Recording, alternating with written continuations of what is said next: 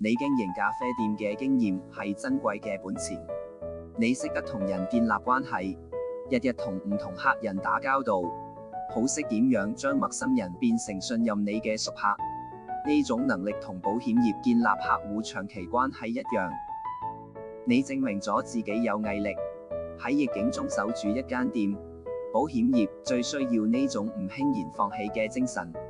你明白你唔係淨係賣緊件貨，而係賣緊成個體驗。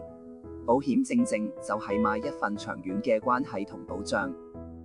你做過老闆，特別明白中小企同自僱人士面對嘅財務困難同風險，同呢類客戶傾起上嚟特別投契。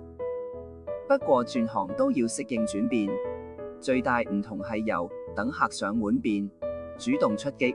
咖啡店有個實體鋪面，做保險就要主動約人、打電話，不斷擴闊人際網絡。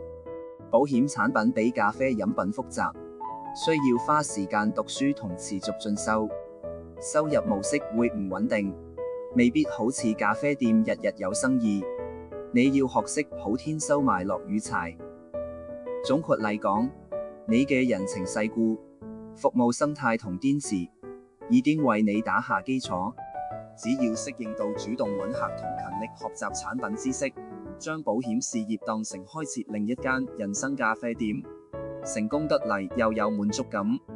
加油！